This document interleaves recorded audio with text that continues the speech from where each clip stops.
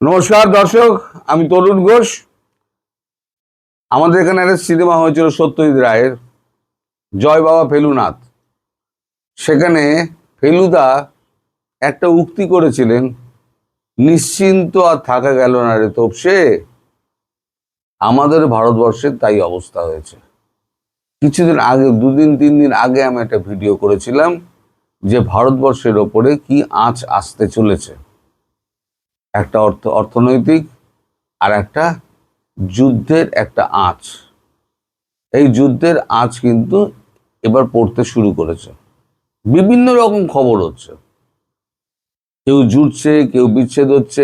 এই যুদ্ধে ইরান ক্রমশ শক্তিশালী হয়ে তার মার ডবল করছে। অনেক রকম খবর হচ্ছে।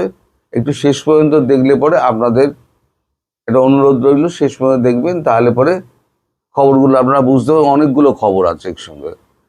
তাহলে আমি কেন বলেছিলাম যে যুদ্ধ আমাদের দেশকে ঘিরে ফেলবে এবং ভারতবর্ষকে যুদ্ধে জড়ানোর চেষ্টা করা হবে।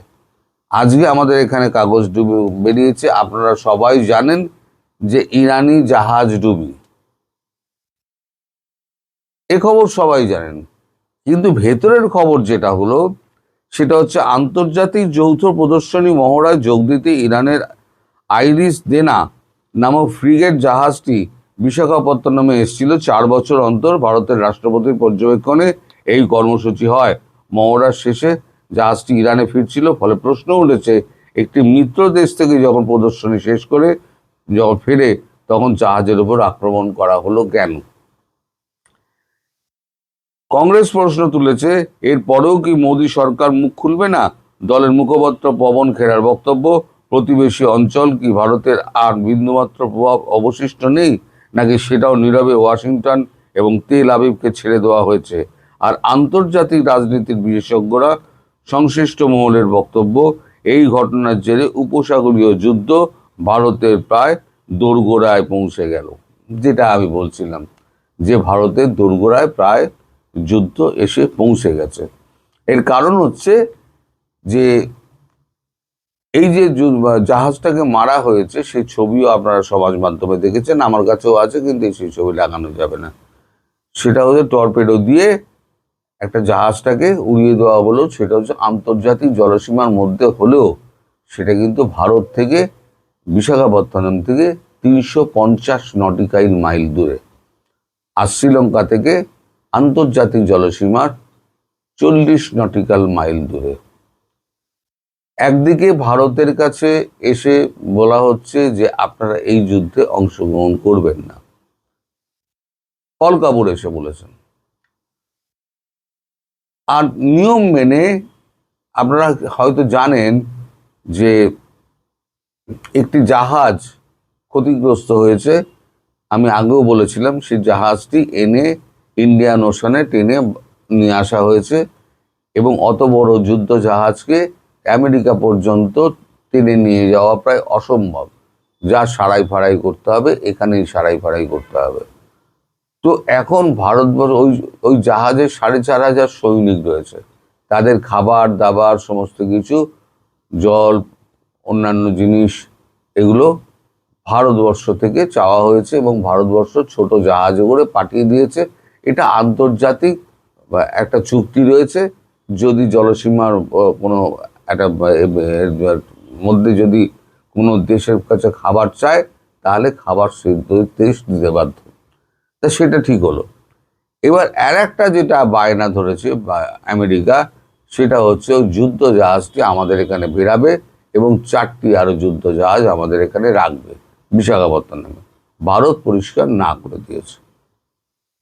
ভারত বলেছে যে আমাদের যে টেকনিশিয়ানের দরকার হয়, আমরা এখান থেকে, আমরা ইন্ডিয়ান ওশানে যেখানে জাহাজটি আছে সেখানে আমরা টেকনিশিয়ান পাঠিয়ে দেবো। টেকনিশিয়ান পাঠিয়ে তারা জাহাজটি চালানোর কাজ করবে। দরকার হলে আপনারা ওখান থেকে উড়িয়ে আনুন, এনে আপনারাও করুন। কিন্তু ভারতবর্ষ এখানে কোনো জাহাজের নোঙর করার, অর্থাৎ বেশ কোনো দেবে না।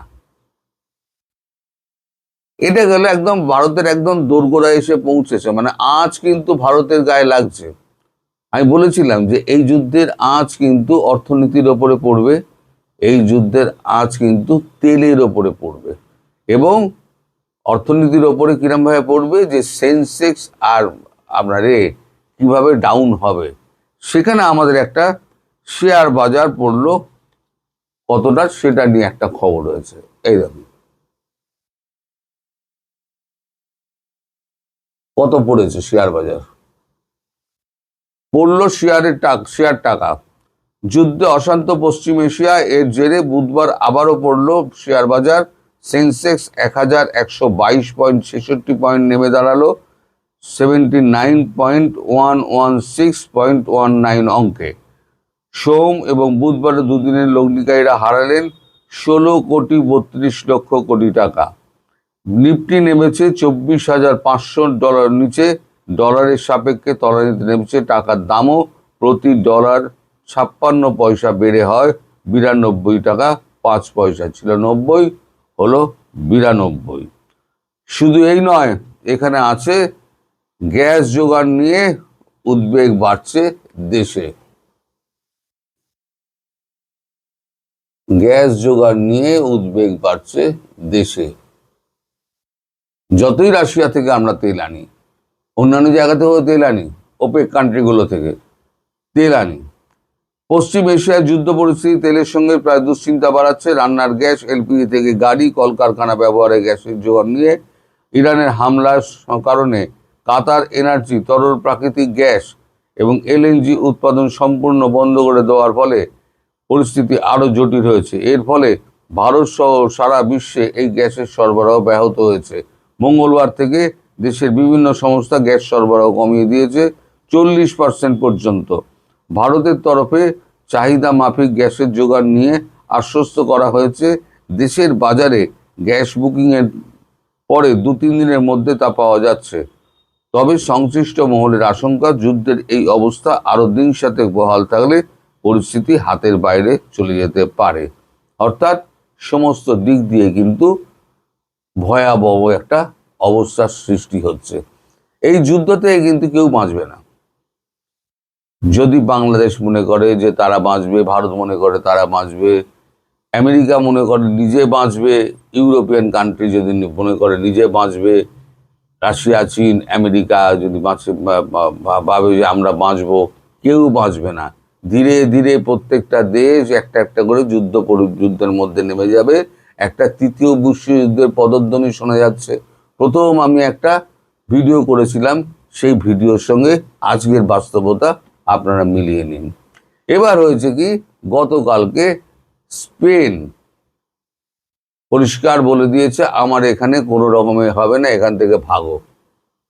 15টা না 17টা প্লেন নিয়ে চলে গিয়েছে মার্কিন যুক্তরাষ্ট্র, এবং ট্রাম্প প্রচণ্ড ক্ষেপে গিয়ে ট্রাম্প বলেছেন যে আমি এর সঙ্গে বা স্পেনের সঙ্গে সমস্ত অর্থনৈতিক আর বাণিজ্যিক আমরা বন্ধ করে দেবো। তাতে স্পেনের কিছু যাবে আসবে না। স্পেনের সঙ্গে আমেরিকার আর লেনদেন হচ্ছে, বাণিজ্য হচ্ছে খুব সম্ভবত 4 থেকে 5%, আর বাকিটা কিন্তু ইউরোপিয়ান ইউনিয়নের মধ্যে হয়। এইবার আসি, এই যে স্পেনের যে ঘটনাটা ঘটলো, এবার স্পেনকে যে এই টাইট দেওয়ার চেষ্টা করবে, স্পেন কিন্তু ইউরোপিয়ান ইউনিয়নের মধ্যে। এখন ইউরোপিয়ান ইউনিয়ন কি ভাবছে দেখুন, এই যুদ্ধে কি করণীয় দ্বিধা বিভক্ত ইউরোপিয়ান ইউনিয়ন। তার মানে একটা ইউরোপিয়ান ইউনিয়নের নীতি হচ্ছে, একটা দেশের ওপরে ইউরোপিয়ান ইউনিয়ন একটা দেশের ওপরে যদি আঘাত আসে, তাহলে সেই আঘাতকে পুরো দেশের ওপরে আঘাত বলে চিহ্নিত করা হবে। সেক্ষেত্রে যদি এখন স্পেনের ওপরে কোনো আঘাত আসে, তাহলে জার্মানি বলুন, ইতালি বলুন, স্পেন বলুন, ফ্রান্স বলুন, যারা যারা ইউরোপিয়ান ইউনিয়নের মধ্যে আছে, তারা কিন্তু সবাই এফেক্টেড হয়ে যাবে। এবং ন্যাটো সম্পর্কে তাদের একটা অদ্ভুত একটা তো ধোঁয়াশা রয়েছে। ব্রিটেন তো আগেই নিজেকে সরিয়ে নিয়েছিল, পরে আবার চাপের মুখে ব্রিটেন আবার বলেছে ঠিক আছে আমি এর মধ্যে আছি, যেহেতু ন্যাটো রয়েছে আমি আছি। কিন্তু কতটা আছি মুখে বলা আর কার্যক্ষেত্রে কতটা করা, সেই দুটোর মধ্যে কিন্তু তফাৎ আছে। কিন্তু মানে ব্যাপারটা হলো স্টারমারের যে বক্তব্য আছে সেই বক্তব্যে তিনি পরিষ্কার করে হ্যাঁও বলেননি আবার নাও বলেননি, একটা মধ্যপন্থী পন্থা উনি করেছেন। দরকার হলে আমরা যাব, সেটা আমাদের দরকার বুঝে আমরা বুঝে যাব। এর অর্থটা কি হয়, যদি আমি না বুঝি তাহলে পরে আমি যাব না, আর যদি আমি বুঝি তাহলে আমি যাব। এবার কি করবে, স্টারমারের ওপরে ব্রিটেনের ওপর নির্ভর করছে। ফলে ব্রিটেনকে যদিও মুখে বলুক, ব্রিটেন কিন্তু আলাদা হয়ে গেছে, স্পেন আলাদা হয়ে গেছে।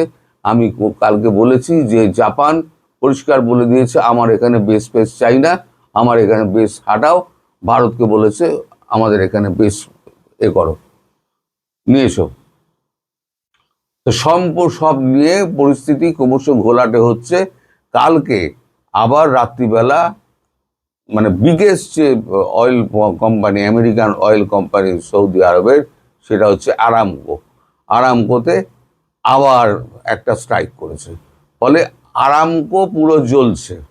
আর আরামকো যদি জ্বলে, আরামকো হচ্ছে 70% অয়েল প্রডিউস করে, মানে উত্তোলন করে তাকে ক্রুড অয়েলটা সাপ্লাই করে। এই 70% অয়েল যদি আরামকো এখন যদি দীর্ঘদিন বন্ধ থাকে, তাহলে পৃথিবীর বুকে কি অবস্থা হতে পারে, এখন সেটা ভবিষ্যৎ বলে দেবে যে আমরা কতটা আশঙ্কার মধ্যে রয়েছি। এই যে আপনারা বাংলাদেশের যে জ্বালানি মন্ত্রী, তিনি বলেছেন যে আমেরিকা থেকে আমরা জ্বালানি চেয়ে পাঠিয়েছি। হ্যাঁ, জ্বালানি চেয়ে পাঠিয়েছেন ঠিক কথা, কিন্তু সেই জ্বালানি আসবে কি করে? আমেরিকা যে জ্বালানিটা পাঠাবে সেই জ্বালানিটা আসবে কি করে? হরমুজ প্রণালী তো বন্ধ।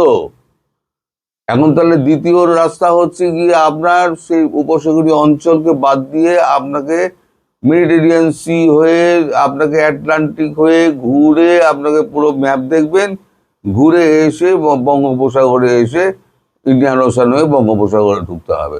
মোটামুটি 3.5 মাসের গল্প আছে। আর একটা জাহাজ যদি আসতে 3.5 মাস সময় নেয়, আর একটা জাহাজ যদি ফিরে যায় 3.5 7 মাস সময় চলে গেল, আবার দ্বিতীয় জাহাজ যখন আসবে তখন 14 মাস কেটে যাবে। তাহলে কতটা বিপদের মধ্যে আছেন আপনারা বাংলাদেশবাসী, সেটাও ভাবুন। আর তাতে কি হবে, লোডশেডিংটা ক্রমশ বাড়বে। আর এই গরমে লোডশেডিং যদি ক্রমশ বাড়ে, তাহলে আপনাদের দুর্দশার অন্ত থাকবে না। আর এখানেই আমি আজকে শেষ করছি। সবাই ভালো থাকবেন, সুস্থ থাকবেন এবং সাবধানে থাকবেন। নমস্কার।